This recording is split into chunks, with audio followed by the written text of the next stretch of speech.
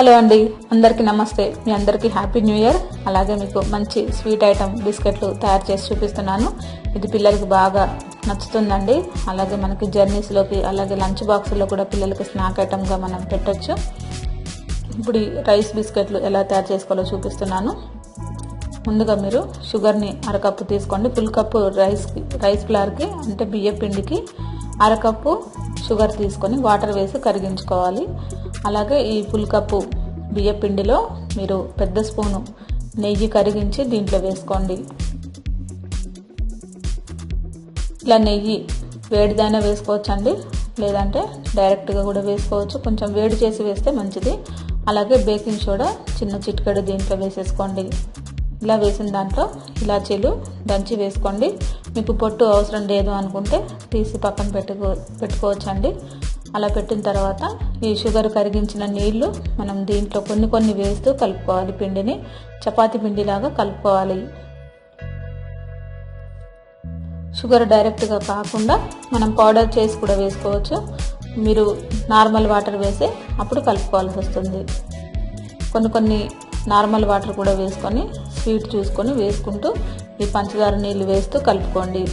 ఇలా చపాతీ పిండిలాగా కలుపుకోవాలండి. మీకు అవసరం లేదనుకుంటే మీరు నార్మల్గా షుగర్ పౌడర్ కూడా వేసుకొని డైరెక్ట్గా తయారు చేసుకోవచ్చు.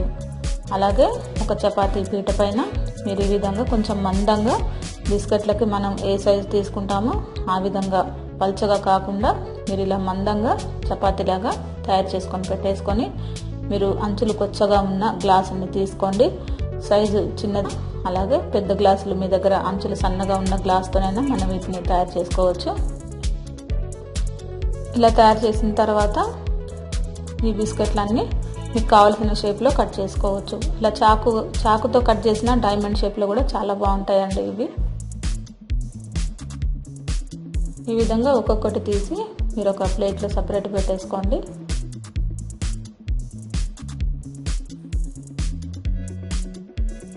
చూసారు కదా, ఈ విధంగా అన్ని బిస్కెట్లను కూడా ఈ విధంగా తయారు చేసి పెట్టేసుకోండి.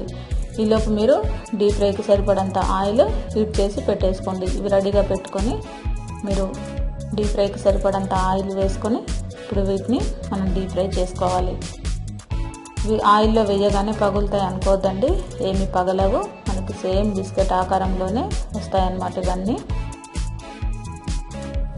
ఇలా మీరు అరకిలో పిండి కానీ తయారు చేసుకొని పెట్టుకుంటే మనకి దాదాపు ఒక వారం రోజులు నిల్వ ఉంటాయి. ఇప్పుడు మీరు ఈ బిస్కెట్లన్నీ డీప్ ఫ్రై చేసుకోండి. మాడకూడదండి, మంచి గోల్డెన్ బ్రౌన్ కలర్ వస్తే తీసేయండి, లుక్ బాగుంటుంది. మరి ఎర్రగా కాలితే మనకి అంతగా మరి గట్టిగా అవుతాయి. అలాగే కొంచెం కలర్ కూడా చేంజ్ అవుతాయి. కొంచెం లైట్ గోల్డెన్ కలర్ వస్తే చాలండి. కొంచెం స్లోగా కొంచెం వేగిన తర్వాత కలపండి. పచ్చిగా ఉన్నప్పుడు కలిపితే పాడైపోతాయి. చూసారు కదా, ఈ విధంగా